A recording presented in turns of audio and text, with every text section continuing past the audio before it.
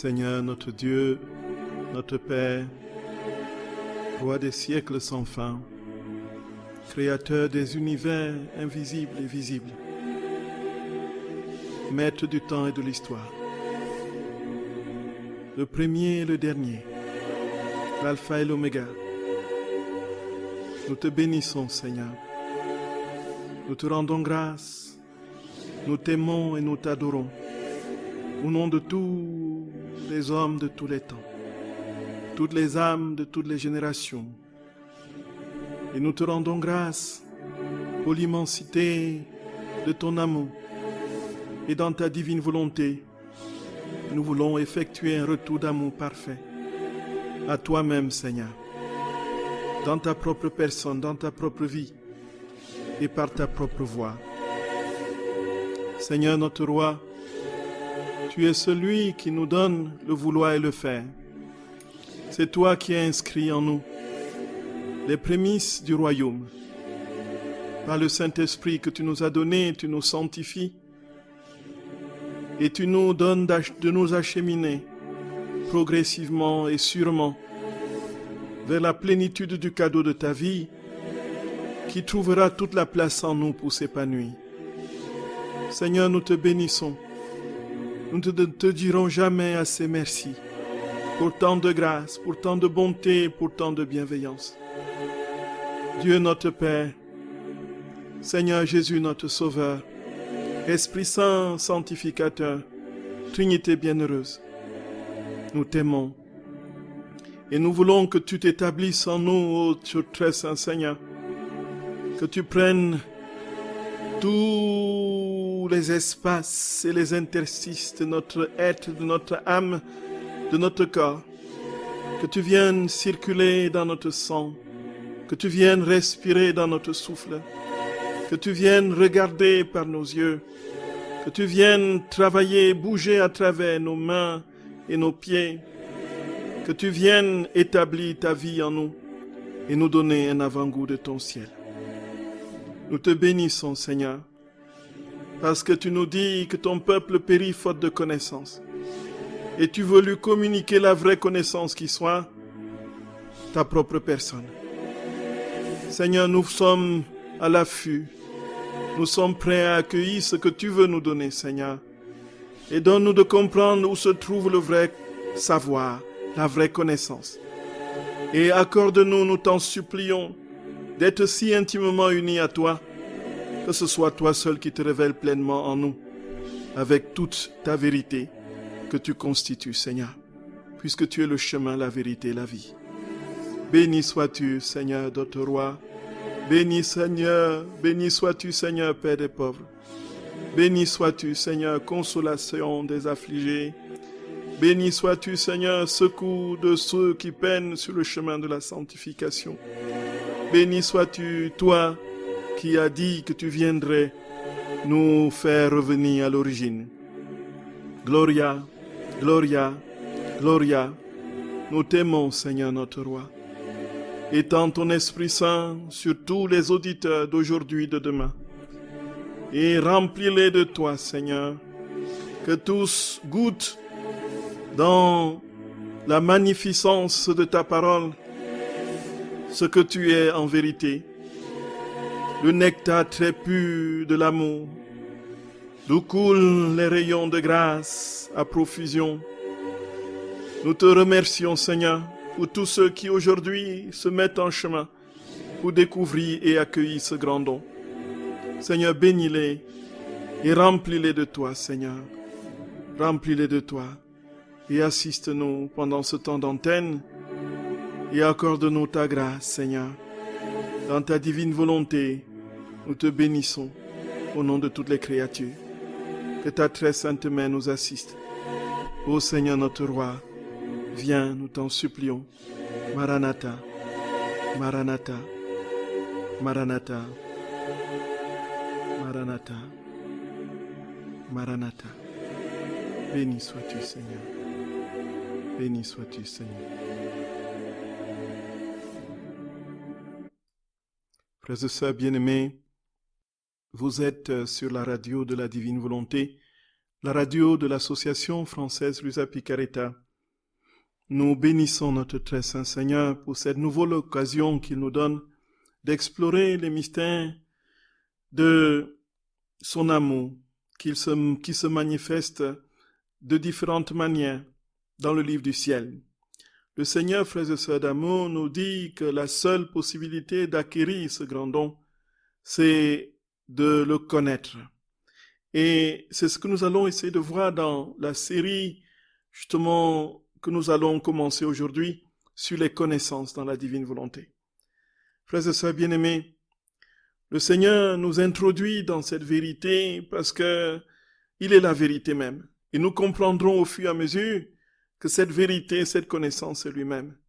Et que notre très saint Seigneur nous accorde toutes les grâces nécessaires, ouvre notre intelligence, ouvre notre cœur pour comprendre ces vérités et les appliquer dans nos vies. Nous voulons nous confier avant tout à notre très sainte Mère qui n'a jamais dit non au Seigneur. Au nom du Père et du Fils et du Saint-Esprit. Amen. Au nom de tous et pour tous dans ta divine volonté, Seigneur, nous te prions. Notre Père qui es aux cieux, que ton nom soit sanctifié, que ton règne vienne, que ta volonté soit faite sur la terre comme au ciel. Donne-nous aujourd'hui notre pain de ce jour. Pardonne-nous nos offenses, comme nous pardonnons aussi à ceux qui nous ont offensés. Et ne nous laisse pas entrer en tentation, mais délivre-nous du mal. Amen. Je vous salue Marie, pleine de grâce, le Seigneur est avec vous. Vous êtes bénie entre toutes les femmes, et Jésus, le fruit de vos entrailles, est béni. Sainte Marie, Mère de Dieu, priez pour nos pauvres pécheurs, maintenant et à l'heure de notre mort. Amen. Je vous salue Marie, pleine de grâce, le Seigneur est avec vous. Vous êtes bénie entre toutes les femmes, et Jésus, le fruit de vos entrailles, est béni. Sainte Marie, Mère de Dieu, priez pour nos pauvres pécheurs, maintenant et à l'heure de notre mort. Amen. Je vous salue Marie, pleine de grâce, le Seigneur est avec vous. Vous êtes bénie entre toutes les femmes, et Jésus, le fruit de vos entrailles, est béni. Sainte Marie, Mère de Dieu, priez pour nos pauvres pécheurs, maintenant et à l'heure de notre mort. Amen. Je vous salue Marie, pleine de grâce. Le Seigneur est avec vous. Vous êtes bénie entre toutes les femmes, et Jésus, le fruit de vos entrailles, est béni. Sainte Marie, Mère de Dieu, priez pour nos pauvres pécheurs, maintenant et à l'heure de notre mort. Amen. Je vous salue Marie, pleine de grâce. Le Seigneur est avec vous. Vous êtes bénie entre toutes les femmes, et Jésus, le fruit de vos entrailles, est béni. Sainte Marie, Mère de Dieu, priez pour nos pauvres pécheurs, maintenant et à l'heure de notre mort. Amen. Je vous salue Marie, pleine de grâce. Le Seigneur est avec vous. Vous êtes bénie entre toutes les femmes, et Jésus, le fruit de vos entrailles, est béni. Sainte Marie, Mère de Dieu, priez pour nos pauvres pécheurs, maintenant et à l'heure de notre mort. Amen. Je vous salue Marie, pleine de grâce. Le Seigneur est avec vous. Vous êtes bénie entre toutes les femmes, et Jésus, le fruit de vos entrailles, est béni.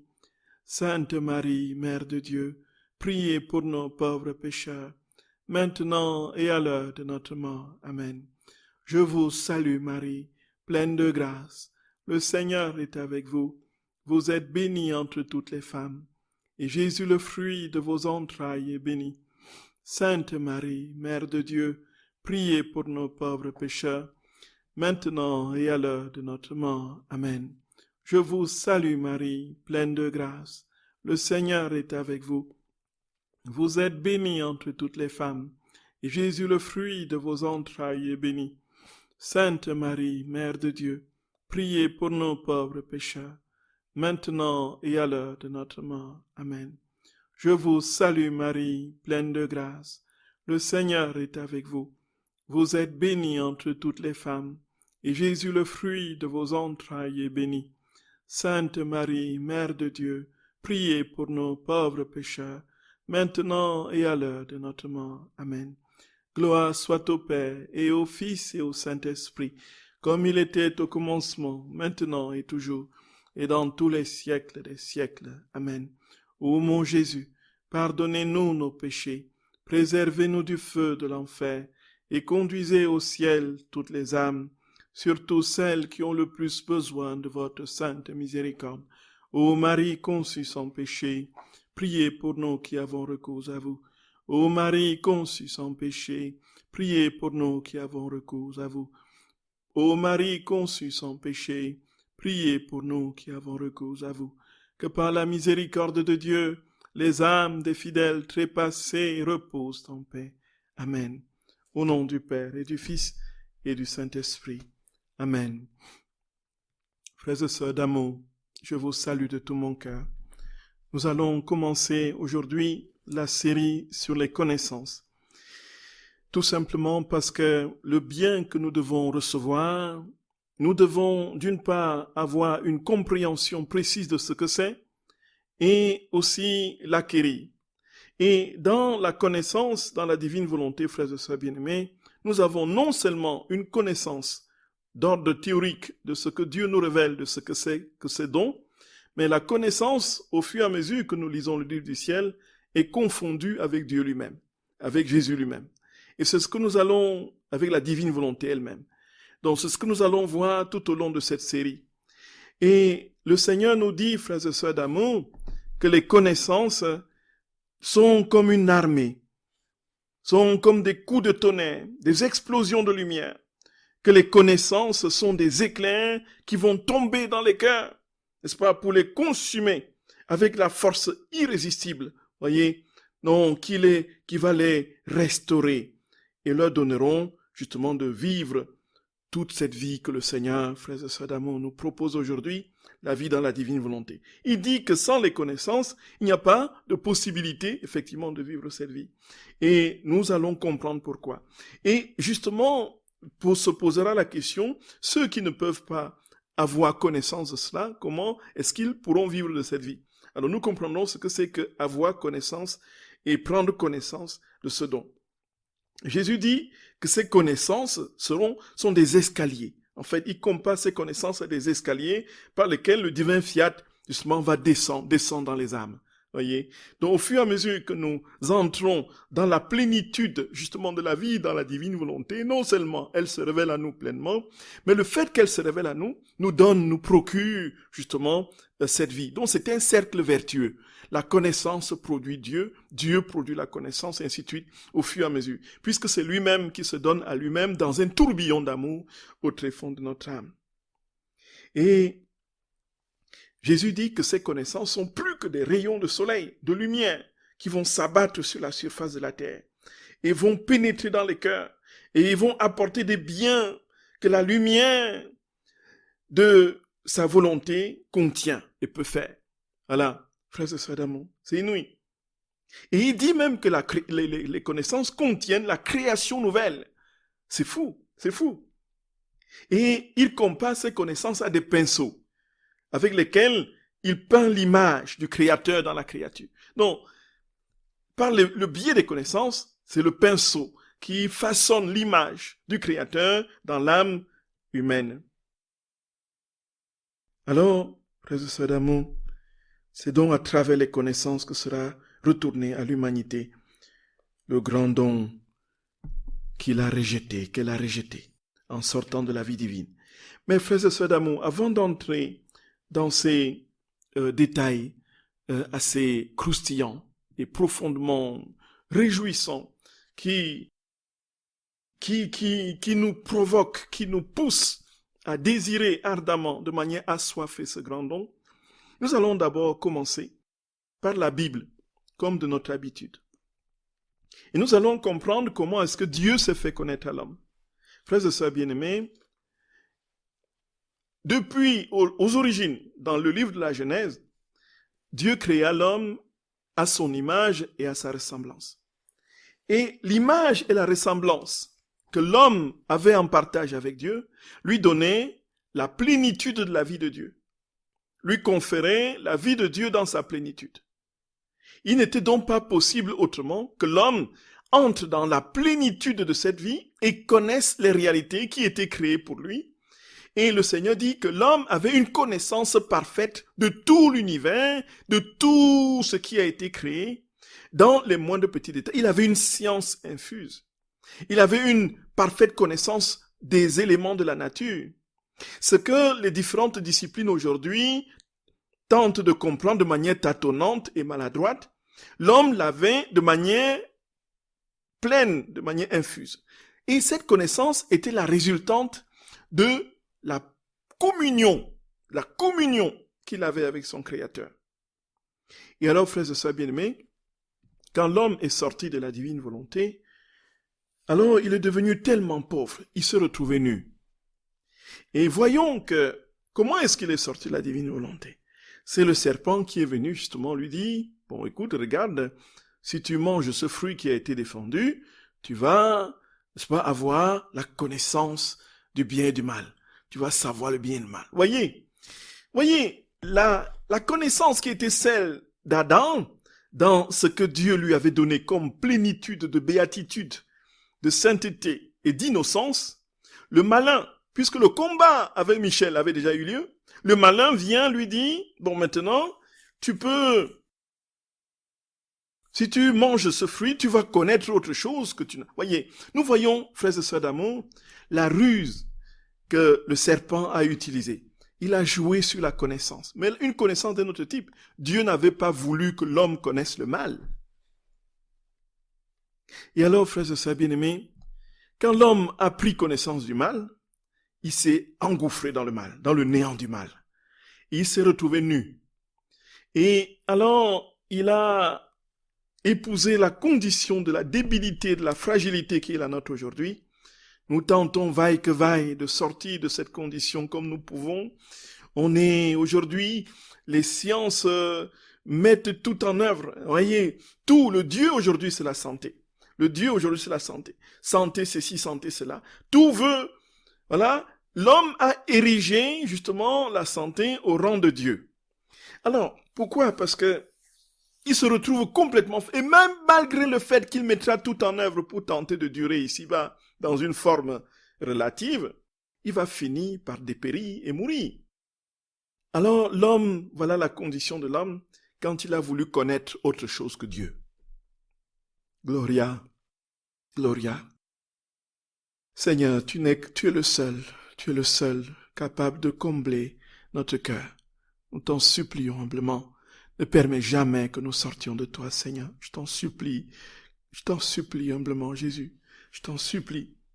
Alors, frères et sœurs d'amour, quand l'homme est entré dans ces conditions, dans cette condition débile et particulièrement parfaitement fragile, Dieu a eu pitié de lui. Donc la séparation s'est faite entre Dieu et l'homme. Et l'homme ne pouvait plus approcher Dieu sans mourir. Donc il fallait que Dieu vienne au secours de l'homme. Dieu lui a fermé les portes du paradis, comme dit l'Écriture.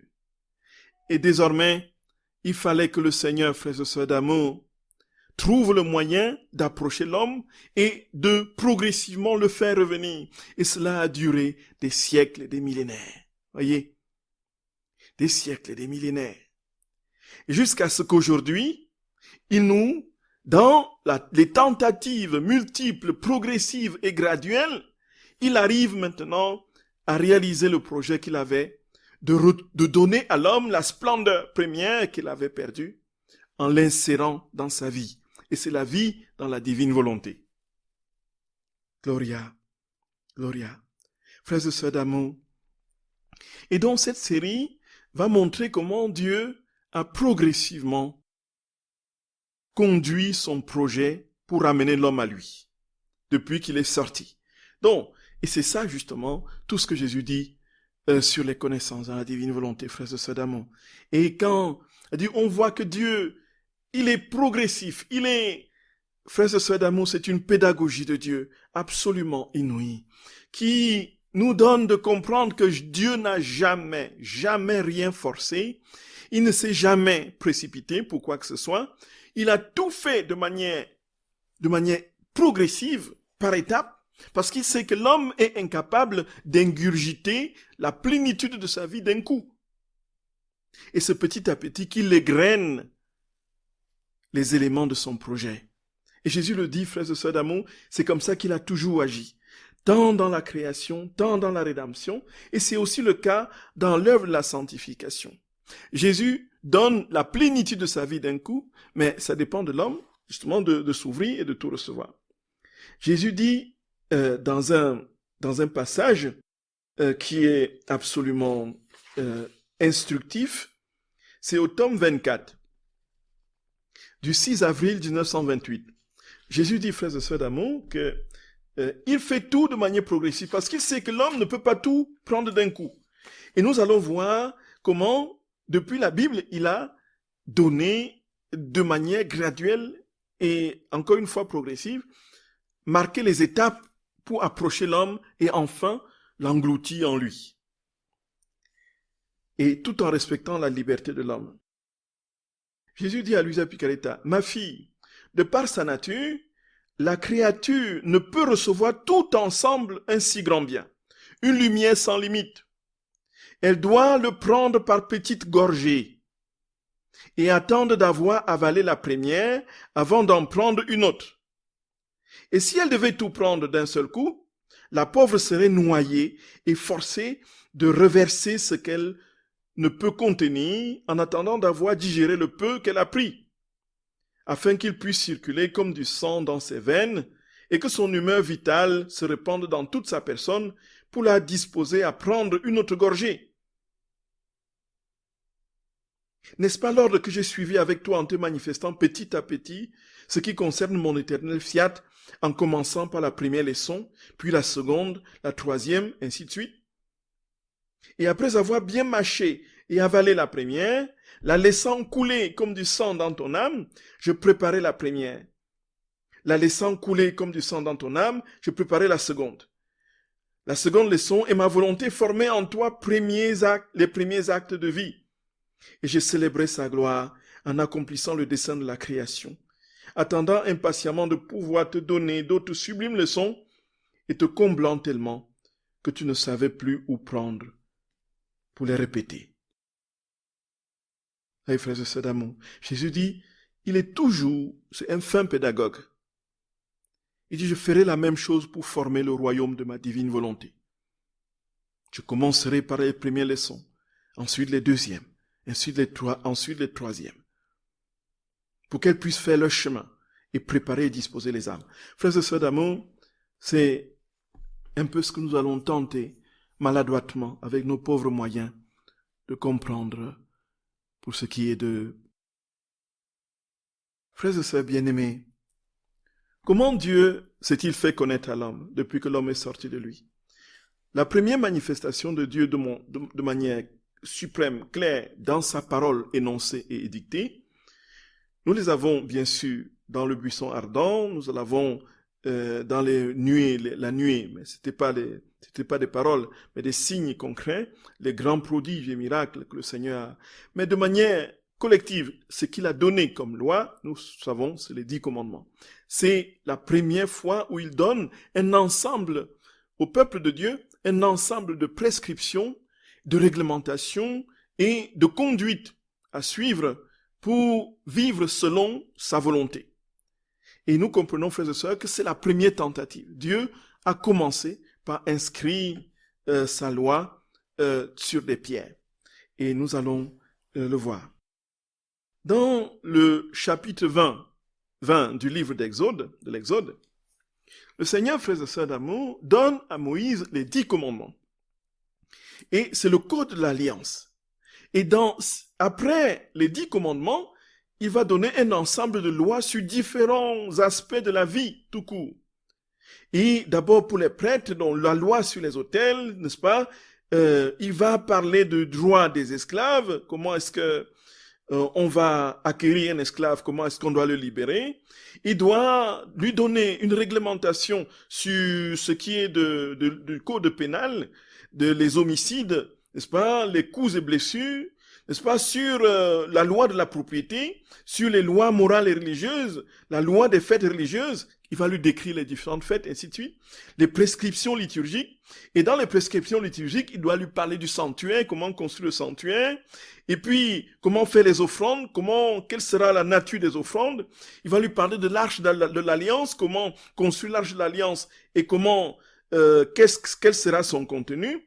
Les tables d'oblation, n'est-ce pas, le chandelier, comment ça doit être disposé dans le sanctuaire, l'autel des holocaustes, à quelle place du sanctuaire, les vêtements, lui décrit un ensemble de choses concernant les vêtements des prêtres, les vêtements sacerdotaux, et tout ce qu'il faut, les fautes et tous les différents ornements du prêtre quand il les porte.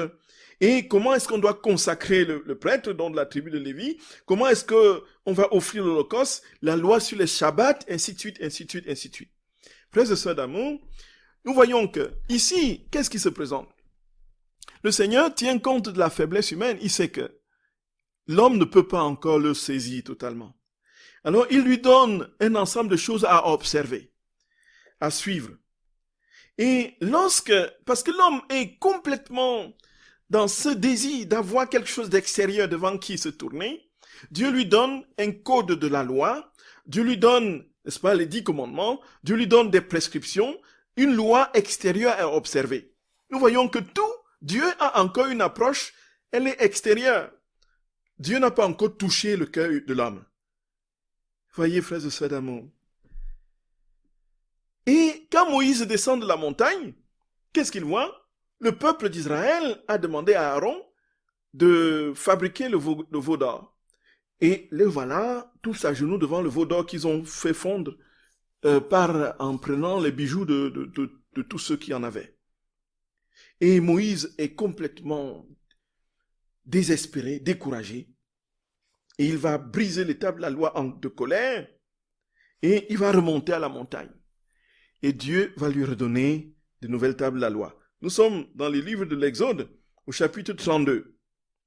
Et au chapitre 34, on a justement les tables de la loi. Frères et sœurs d'amour, frères et sœurs bien-aimés, quand Moïse repart sur la montagne, encore, comme nous l'avons vu, Dieu lui donne des prescriptions et les conditions pour qu'il accueille de manière pleine, sans distraction, ce que Dieu veut lui dire. Dieu lui dit, j'inscrirai moi-même, voyez, ma loi. Et Moïse monte, le Seigneur lui dit, libère-toi de tout, lave ton visage, et puis ne laisse rien tourner autour de la montagne, même pas un animal qui rôde. Alors, frères et sœurs d'amour, nous voyons que Dieu prend encore des précautions à l'extérieur de l'homme, pour que le silence de son cœur soit disposé à accueillir la plénitude de ce qu'il veut lui révéler. Donc, mets un cadre autour de toi, entre dans le silence de Dieu en t'assurant que le silence extérieur est bien préparé pour favoriser ce silence intérieur, et tu recevras les tables de ma loi, encore une fois inscrits sur les tables de pierre. Et ce qui se produit, frères et sœurs, regardons bien comment Dieu se manifeste à Moïse. Il va passer 40 jours et 40 nuits sur la montagne. Et il ne mange pas, il ne boit pas. Donc il y a une sorte de travail, de détachement, de dépouillement pour acquérir justement une parole de Dieu qui va s'inscrire sur la pierre et non sur le cœur humain. Nous voyons le début des premières saintetés. Frères et sœurs d'amour, avec notre Seigneur, le Saint-Esprit descend en nous et œuvre à la sanctification et la divinisation de l'homme de manière progressive, tout en mettant en grande ligne le travail et l'effort de l'homme. Mais nous voyons que chez le peuple d'Israël, Moïse, dans l'exemple que nous prenons, a travaillé de toutes ses forces pour nettoyer la montagne, pour qu'il n'y ait aucun bruit autour de lui, pour que tout soit vraiment dans la vallée et que lui seul soit sur la montagne. Aucun animal ne doit même traîner. Alors il monte encore plus loin, il doit jeûner 40 jours et 40 nuits sans manger, sans boire. Et ceci pour avoir quoi? Pour avoir quelques reflets de Dieu qui descendent sur lui. Quelques reflets de la lumière de Dieu qui descendent sur lui. Et surtout sur les tables de la loi, qui va écrire. Et effectivement, en présence de Dieu, frères et sœurs d'amour, qu'est-ce qui va se passer? Moïse, une fois qu'il descend de la montagne, on dit que son visage brille. Son visage brille.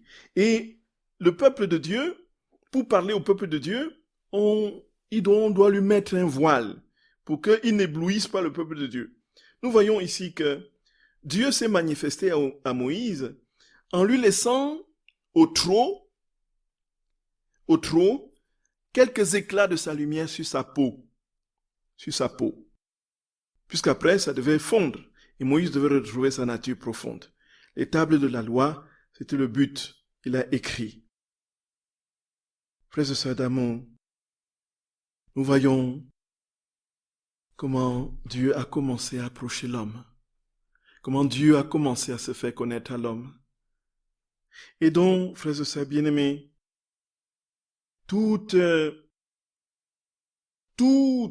l'observance du peuple de Dieu a consisté en une tentative de mise en pratique de la loi et des observances. Donc, l'homme, désormais, va essayer de plaire à Dieu en observant la loi. Et que le juif va décliner en des préceptes qu'il devait à tout prix appliquer. Et on connaît aujourd'hui, il y a, n'est-ce pas, les 10 commandements. Comment est-ce qu'on va pouvoir l'observer? Premier commandement. Je suis le Seigneur ton Dieu, tu n'auras pas d'autre Dieu que moi. Là, tu honoreras le jour du Seigneur. Comment est-ce que je vais pouvoir appliquer ces commandements de A à Z dans les moindres petits détails? Alors, on va développer point par point, commandement par commandement, et on va arriver à des préceptes au nombre de 613. 613 préceptes qu'un bon juif doit pouvoir observer pour être conforme à la loi. Nous voyons, frères et sœurs bien-aimés, que la religion ici devient un fardeau. Il faut tout le temps surveiller. Est-ce qu'on a fait un pas de plus que ce qui est prescrit le jour du sabbat? Est-ce qu'on a commis l'erreur d'allumer sa bougie ou bien d'allumer son feu ou bien de démarrer sa voiture un jour du sabbat? Est-ce qu'on a, voyez, on est ici, et chez les Esséniens même, frères et sœurs d'amour, on a trouvé dans les manuscrits de Qumran une règle monastique justement des Esséniens qui vivaient en communauté. Alors, il se posait même la question, est-ce qu'il est, dans les cercles rabbiniques, on se posait la question, est-ce qu'on doit même pouvoir manger un œuf qui a été pondu le jour du sabbat? Est-ce qu'on pourra aller aux toilettes le jour du sabbat? Est-ce que ce n'est pas un travail? Voyez? Et frères et sœurs bien-aimés, nous voyons que la loi devient quelque chose de particulier. Nous voyons comment, mais Dieu donne ses prescriptions et l'homme s'en fait un fardeau. Voyez? Et dans le livre de Lévitique, Dieu donne des prescriptions sur tous les rites, sur les rites des holocaustes, des oblations, des sacrifices de paix, les sacrifices expiatoires, les sacrifices de réparation, les droits et le devoir des prêtres, les prescriptions sur les animaux purs et impurs, les lois sur les femmes en couche, les lois sur la lèpre, les lépreux, comment les traiter, les impuretés d'ordre sexuel, les expiations, les mariages, la loi pénale, la sainteté des prêtres, les repas. Donc en fait, pour être saint, il faut suivre tout à la lettre. La connaissance de Dieu consistait à observer sa loi. Une loi extérieure. Une loi qui, selon les humains qui n'avaient pas compris l'esprit de la loi, se mettait plutôt des fardeaux sur la tête. L'esprit de la loi passait dans la lettre, disparaissait dans la lettre, et l'application rigoureuse de la lettre provoquait des contradictions et des irrationalités, aujourd'hui, désormais levées par le grand cadeau que le Seigneur nous fait de sa vie divine. Oui, frères et sœurs d'amour, frères et sœurs bien-aimés, voyez. Et alors, tout ceci, frères et sœurs bien-aimés, était assorti des promesses. Et Dieu dit que si tu observes ces promesses, ces commandements, tu as des récompenses. Si tu n'observes pas, tu as des châtiments. Voilà. Nous voici dans le premier cadre de la sainteté dans l'Ancien Testament. Observe, sois rigoureux, et tu es récompensé. Voilà, fais un petit écart, et tu as des malheurs. On l'a, frères et sœurs bien-aimés, dans le livre du Lévitique, au chapitre 26. Si vous suivez mes lois, si vous gardez mes préceptes, je vous enverrai les pluies dans leur saison. Voyez, la terre portera des fruits, donnera ses produits, et les arbres des champs ses fruits. Les battages jusqu'aux vendanges, voyez, et les vendanges jusqu'aux sémailles. Pain à satiété et sécurité dans le pays, plus de guerre, la victoire sur l'ennemi, donc vous allez vaincre vos ennemis. Le peuple de Dieu va croître et se multiplier, etc., etc., etc. Et Dieu dit, j'établirai ma demeure parmi vous à jamais, je ne me lasserai pas de vous, je marcherai au milieu de vous, je serai votre Dieu et vous serez mon peuple. Je suis le Seigneur votre Dieu, qui vous a fait sortir de l'Égypte pour mettre un terme à votre esclavage. Nous voyons, frères et sœurs d'amour, la perspective de la récompense, c'est quoi? C'est tout ce qu'on trouve dans l'Ancien Testament.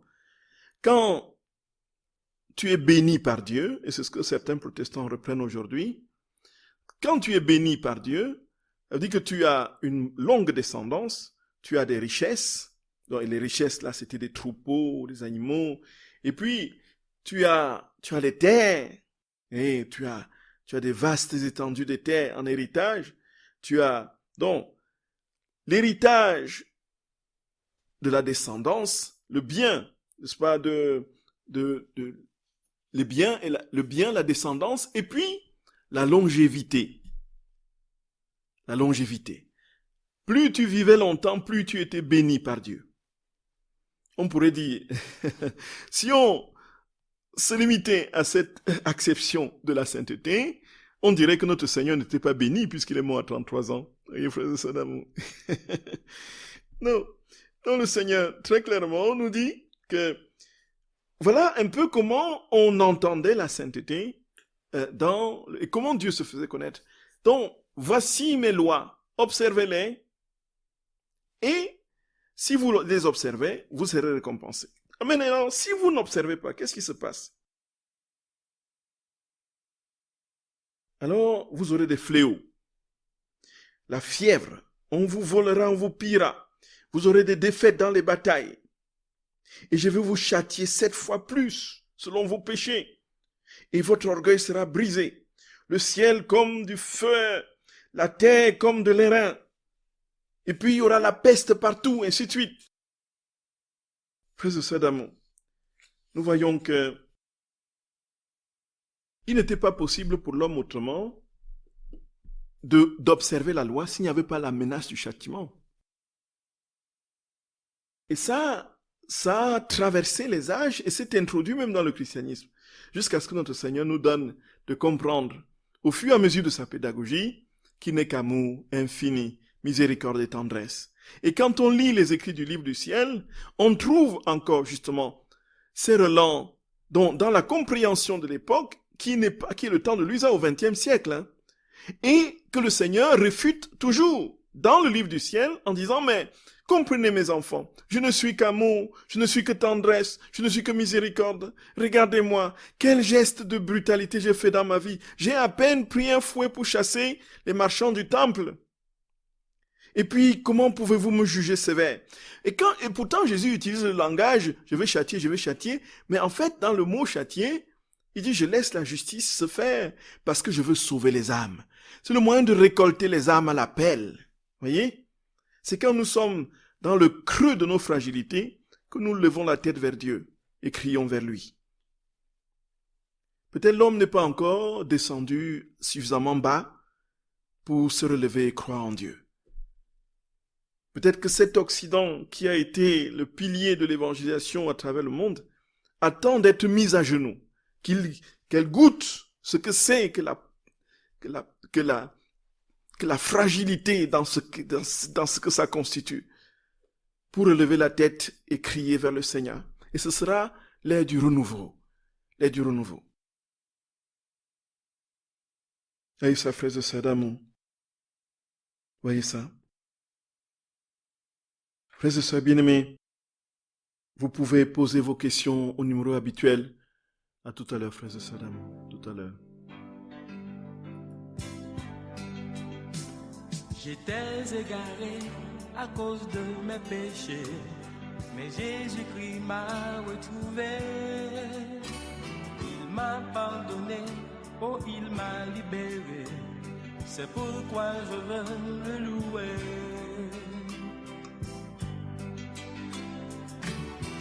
Jésus, je t'aime parce que tu m'as sauvé. Tu as pris mes peines, on t'a humilié. Pour moi sur la croix, gloire à ton Saint-Nom béni.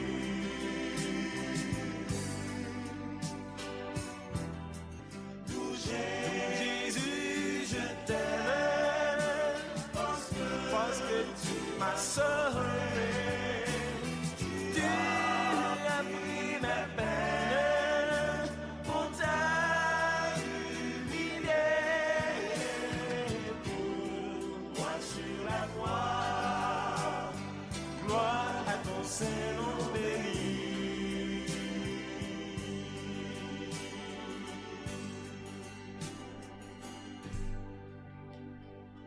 Frères et sœurs bien-aimés, nous continuons notre causerie sur les connaissances dans la divine volonté. Et nous disions tout à l'heure, frères et sœurs bien-aimés, que la connaissance de Dieu dans l'Ancienne Alliance était justement une connaissance dans la pratique, l'observance des commandements, des observances extérieures. Était dans une observance extérieure de la loi. Et le peuple était justement très clairement averti et malheureusement, il était toujours enclin à enfreindre la loi. Tout simplement parce qu'il n'y avait aucune grâce en elle particulière pour observer et tenir cette loi. Et lorsque Josias arrive sur le trône d'Israël, entre 604 et 609 avant notre Seigneur, alors il va entreprendre une restauration, la restauration du temple de Jérusalem. Et pendant les travaux, frères et sœurs bien-aimés, le grand prêtre Hilkiyahu va retrouver un livre de la loi, dont le livre de la loi dans la maison du Seigneur. C'est le Deutéronome que nous avons aujourd'hui. Et lorsque le secrétaire lui fait la lecture, justement, de ce livre-là, le roi va comprendre qu'il n'avait pas convenablement honoré le Seigneur jusqu'ici. Pourquoi? Parce que jusqu'ici, il y avait un mélange. Les divinités, les astartés, les divinités étrangères avaient pris place dans le temple de Jérusalem. Il y avait des hauts lieux de sacrifice que l'on faisait justement aux dieux étrangers, à Moloch. Il y avait un tas d'idoles que le peuple d'Israël avait mélangé au vrai Dieu. Et quand il va écouter le livre de Deutéronome, donc qu'on a trouvé en restaurant le temple, Josias va déchirer ses vêtements. Et quand il déchire ses vêtements, frères et sœurs bien-aimés, il dit, maintenant ça suffit. On va changer et on va se mettre au pas. Nous voyons, alors que ces commandements, Exode 20, 34 et tout ça, étaient donnés depuis, mais le peuple était loin de l'observer. nous voyons, frères et sœurs d'amour, comment il est tout simplement difficile d'entrer dans l'application de la loi. Et la sainteté dans la divine volonté que nous verrons par la connaissance du vrai Dieu, ou plutôt par la connaissance, la véritable connaissance, qui est l'union à Dieu lui-même, et tout autre, ce n'est plus l'homme qui peut agir, c'est Dieu. Donc l'homme est livré ici à ses propres forces, il tente vaille que vaille de suivre. Et là, frères et sœurs d'amour, le roi Josias sera l'un des très grands rois en Israël, et il va ainsi donner au peuple un cachet nouveau dans l'adoration du Dieu unique, du Dieu d'Israël, Adonai. Alors, frères et sœurs bien-aimés, et quand il entreprend cela, le peuple est désormais sous la crainte de Dieu. Une crainte qui ne l'empêche pas tout le temps de... Voilà. Dans le livre de Néhémie, au chapitre 8, le prophète Néhémie, on va entendre un certain grand prêtre Esdras qui, un jour d'ordinaire, va procéder à la lecture du livre de la loi. Alors, quand il lit la loi du matin jusqu'au soir, on dit que le peuple est dans l'affliction. Le peuple commence à pleurer. Tout le monde commence à pleurer. Frères et sœurs d'amour, quand j'ai lu ça, je me suis posé la question, mais pourquoi est-ce que quand on écoute la loi, on pleure? Pourquoi est-ce qu'on pleure? Il y a plusieurs possibilités. Soit on est ému, comme c'est le cas dans les synagogues aujourd'hui, lorsque la loi est lue et qu'il y a parfois une émotion qui monte. Et puis il y a les femmes qui rentrent dans une sorte de transe jubilatoire comme ça et qui dansent devant l'arche, devant le rouleau de la loi. Et soit on est ému, et ça risque fort de ne pas être cela, puisque après, Esdras, le prêtre et scribe, dit au peuple, ne soyez pas tristes, s'il vous plaît, ne soyez pas tristes. Non, c'était des pleurs de tristesse. C'était des pleurs de tristesse. Pourquoi le peuple est triste? Tout simplement, l'explication est claire, parce qu'elle n'est pas conforme à la loi qui est lue. Ils étaient dans l'affliction de se voir éloignés de Dieu. La tristesse aussi, certainement, parce qu'il y a tous les châtiments qui sont décrits, qui font peur aux gens et qui se mettent à pleurer. Et ils disent, mais qui donc sera? Qui va être sauvé? Seigneur, épargne-nous. Et Esdras leur dit, ce jour est un jour de fête consacré au Seigneur. Qu'il n'y ait ni affliction, ni larmes. Allez chez vous, faites un bon repas, buvez des boissons douces et partagez avec ceux qui n'ont rien de près, car ce jour est un jour de fête consacré à notre Seigneur. Voyez, frères et sœurs d'amour, c'est pour dire que la loi les faisait pleurer, les faisait rentrer dans la tristesse, parce qu'ils voyaient leur vie dans une non-conformité avec la loi qui était lue et annoncée au peuple. Et alors, frères et sœurs bien-aimés, parce que jusqu'ici, la loi était inscrite sur les tables de pierre. Les lois étaient inscrites sur les tables de pierre et sur les peaux d'animaux, sur des parchemins. La loi, la parole, Dieu était encore dans des éléments extérieurs d'observance. Alors, frères et sœurs bien-aimés, il y a heureusement un prophète, Jérémie, qui va prophétiser, qui va dire, que Dieu va faire une alliance avec Israël. Après ces jours-là, dit l'Éternel, je mettrai la loi au-dedans d'eux. Donc je vais inscrire ma loi dans leur cœur. Voyez? Je l'écrirai dans leur cœur et je serai leur Dieu. Ils seront mon peuple. Voyez? C'est une prophétie d'Isaïe qui va naturellement, frères et sœurs d'amour, prendre chair avec l'arrivée de notre Seigneur. La parole faite chair, la connaissance faite chair, le Verbe fait chair.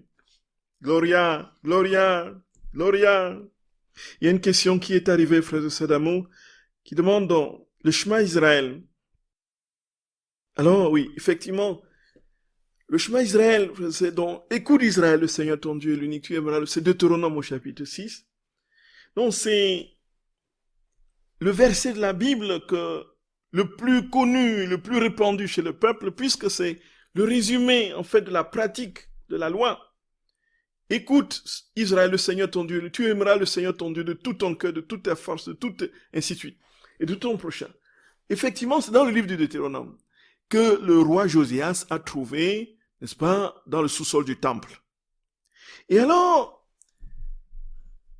le Seigneur dit très clairement dans ce verset que l'âme, et ça c'est justement dans ce que le Seigneur prescrit, l'une des prémices de ce qu'est le désir dans la divine volonté.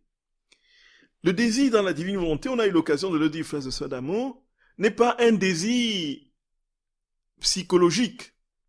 Ce n'est pas un désir pulsionnel. Ce n'est pas une pulsion d'instinct. Que ce soit, n'est-ce pas, d'ordre psychologique ou physique. Le désir, ce n'est pas cela. Le désir, frères et sœurs d'amour, c'est la mobilisation de tout l'être en ses facultés, sa mémoire, sa volonté, son intelligence, dans sa force, avec la mobilisation de tout son être, y compris son temps, tout ce qu'il fait doit être pour Dieu. On a là, frères et sœurs d'amour, un appel à un effort humain intense. Sauf qu'ici, frères et sœurs d'amour, bien-aimés, ce désir, cette mobilisation rencontrait encore l'absence de grâce. La grâce n'était pas donnée, le Saint-Esprit n'était pas donné. Le Saint-Esprit dans l'Ancien Testament était donné de manière très restreinte aux prophètes et aux rois. Et l'homme devait donc observer la loi de ses propres forces, à la force des poignets. Et donc, Dieu demande, donne-toi tout entier. Fais tout ce que tu peux. Mobilise ton intelligence, ta volonté, ta mémoire, tes forces. Tu aimeras le Seigneur ton Dieu de tout ton cœur, de toute ton âme, de toutes tes forces. Et voilà, frères et sœurs d'amour. C'est dans le livre du Deutéronome, justement. Et ce Shema Israël, frères et sœurs bien-aimés, est le couronnement, on pourrait dire, de l'effort de sanctification dans l'ancienne alliance. Et qui retentit dans la divine volonté, dans la mesure où le Seigneur dit qu'il pose sa divine volonté sur la plateforme, le plateau du désir, et de l'intention droite, de cette pureté d'intention, ce désir ardent, de la mobilisation de nos facultés pour acquérir le grand don.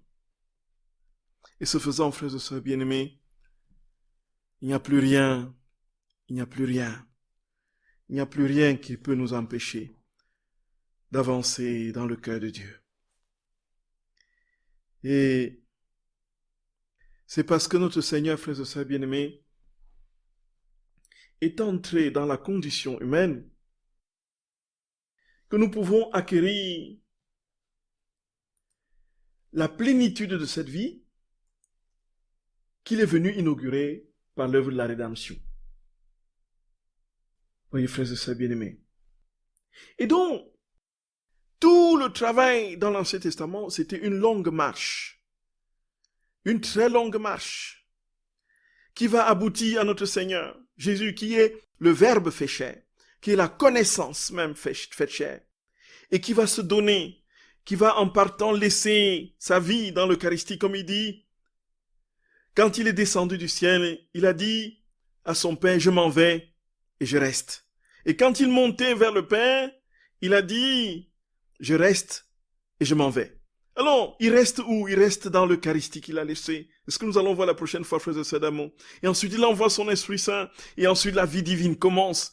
Et la sanctification l'œuvre. Et puis, quand il arrive, n'est-ce pas, à sa servante, la petite fille de la divine volonté, il dépose le cadeau. Et puis, il donne les connaissances autour de ces cadeaux.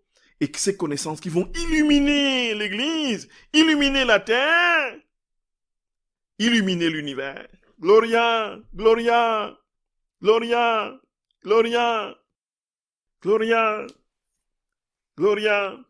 Frères et sœurs d'amour, c'est sur des longues routes que le peuple a marché. Et maintenant, le Seigneur nous dit, vous êtes arrivés, vous êtes arrivés, vous êtes arrivés. Gloria, Gloria. Oui, Seigneur notre roi, nous te bénissons, roi des siècles sans fin. Béni sois-tu parce que tu t'es fait connaître à ton peuple par le moyen de la loi. Tu es venu toi-même prendre chair de notre chair pour être cette vérité incarnée. Et tu t'es donné à nous en te donnant en ton corps, ton sang, ton âme et ta divinité. Et tu veux nous procurer le grand don qui soit à la suite de l'œuvre de la rédemption.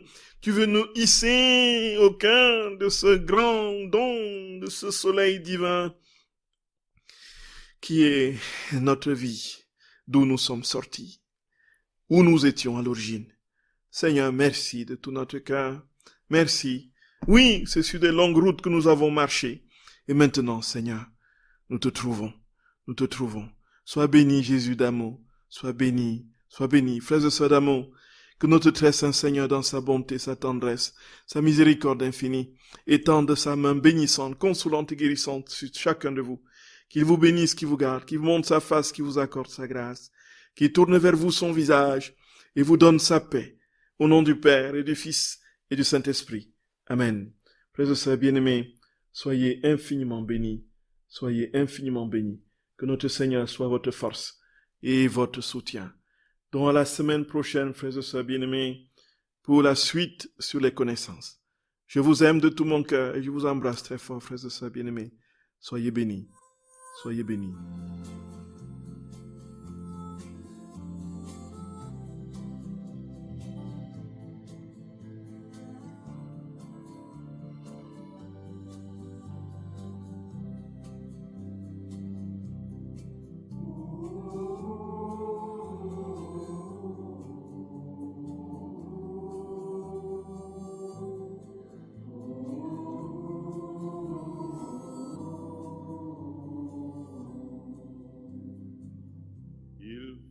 Marcher de très longues routes pour rencontrer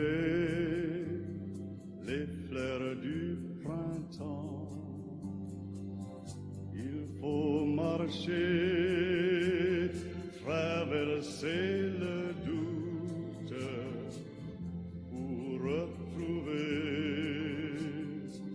son cœur d'enfant. Il faut marcher et franchir la peine pour découvrir que tu es la joie. Il faut mourir, dépasser la haine pour te connaître et vivre avec toi. Tu as voulu sur une croix nous apprendre les chemins de la joie. Tu as voulu sur une croix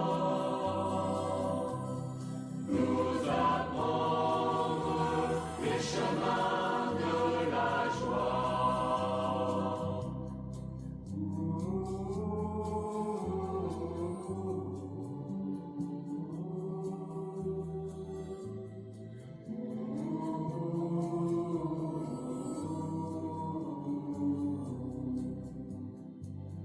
Il faut aller au bout de sa peine pour allumer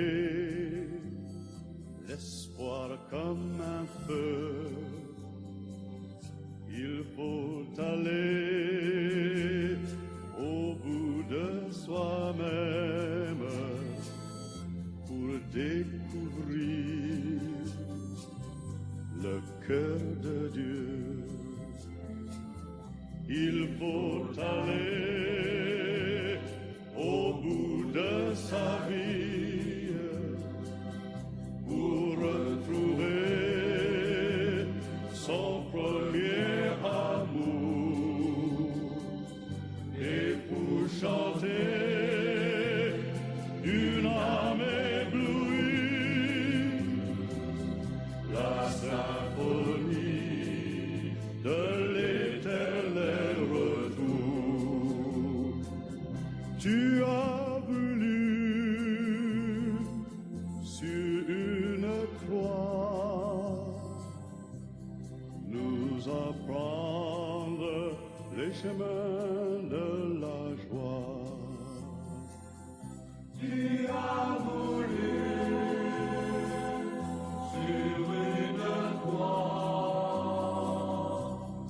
nous apprendre les chemins de la joie.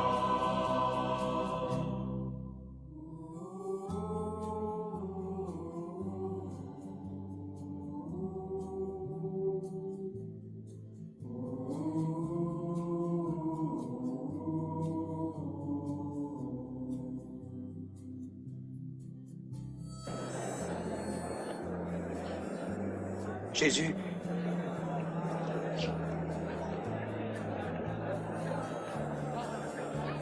souviens-toi de moi quand tu viendras dans ton royaume.